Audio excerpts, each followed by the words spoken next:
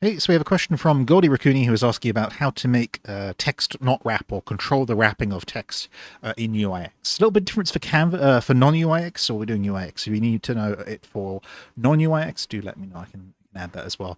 First thing I commonly see people do is not give text objects in UIX their own slot. I just recommend giving them their own slot, and that's because text has some added stuff that it calculates on the rect transform here based on the text's size, font, etc. So I always recommend it being on its own slot, or at least you'll have less issues doing that. So we can do text here, and then we're going to go ahead and add UIX graphics text. So if I go ahead and I type a message here, I'm going to keep it nice and short. Hello, I went to the park. Which I actually did today. It was a nice, good fun experience. We'll set this to white. And then you'll see it shows up. So it's at the top left to start with. For overflow reasons and word wrapping reasons, it's probably easier to put it into the middle, so we'll do center center. Now it's in the middle here. So this isn't currently wrapping, but if it was a longer message, it would start to wrap. So if we make it wrap, so I'm just going to push F here a bunch, and then copy a bunch of these until it starts wrapping. So here it's wrapping, and it's sort of going outside of the screen. What you want to do if this is occurring is try this stuff. So horizontal auto size, vertical auto size, and then you'll see that things are a lot smaller here. For this to make a little bit more sense, what we're going to do is just go back to hello, I went to the park. And then I'm going to up this font size to a lot here, and you'll see nothing happen, like it didn't get bigger. And the reason it didn't get bigger is because vertical auto size and horizontal auto size are set to be on.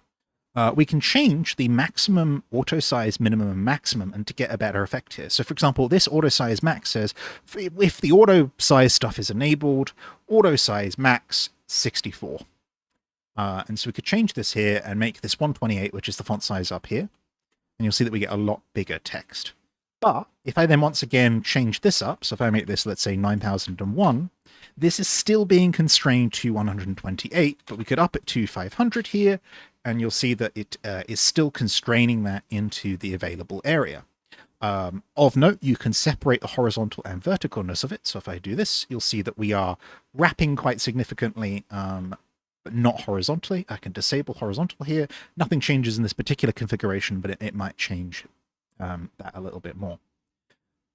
So what I tend to do when I'm doing UIX, though, is what I will do is I will create a slot above it. And for those of you in the comments saying slot count, blah, blah, blah, blah, just get out of here. You're in the wrong video, right? I usually make a slot above the text object. And I'll show you why I do this first of all, which is if we go ahead and we edit this rect transform on this text object itself, sometimes weird stuff starts to happen. But I could do 0.9 here, and then I'm chopping off 10% of the right or left-hand side. I can never remember which. But that doesn't tend to work well when it comes to layouts, layouting being the more advanced ways of laying out things in a grid. I kind of exclusively use layouts these days. So what I would usually do is I would take the UIX layout. Let's do a vertical layout. You'll see why in a minute. We can put the text inside the vertical layout. And then I usually create another object which the text goes inside. So we've got, like, here is the layout. Yes, that's how you spell layout. And then down here is the text wrapper. Inside, Resonite generated UI, like say, for example, the scene inspector here, you might see this text wrapper here labeled as panel. Panel is what we do when we want a surface that we can control the size of. What happens here is we just add, in code at least, we just add a rect transform to just an empty object. And that gives us a sort of panel that we can reposition.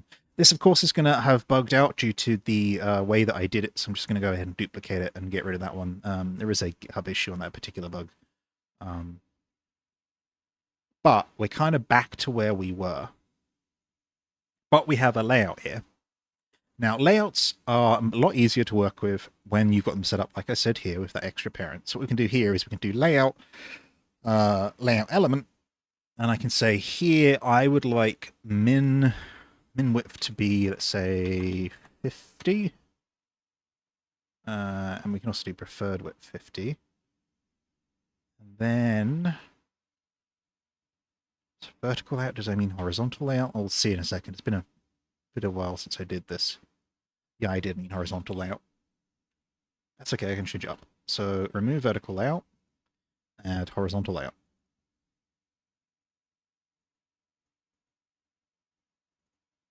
There we go, that's what I wanted.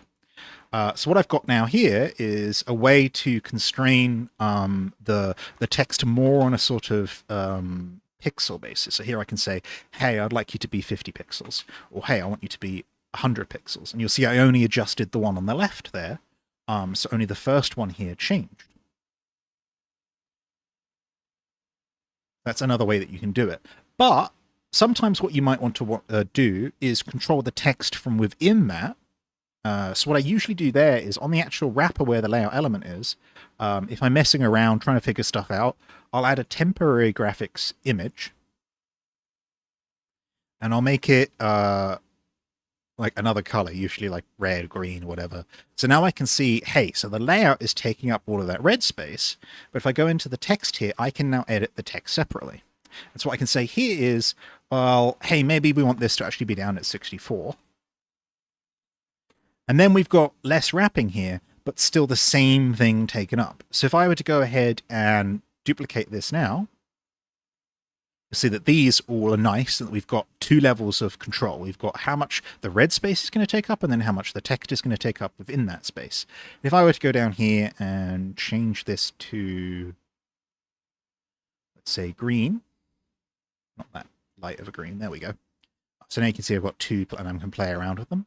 I could turn off this, and you'll see that we get a mess again, and that's because that's up there at 9001. So drop that down to 128, and we'll see it kind of fits, but still not ideal. So maybe we can turn on this. That looks nice. We can turn on that, and that doesn't really affect it. So there you go. That's how I usually position and work with text in UIX. I know that was a rambling thing, but there we go. Less coherent right now because I just got back from my dog walk. But I hope that was helpful. Maybe you learned something that will help you.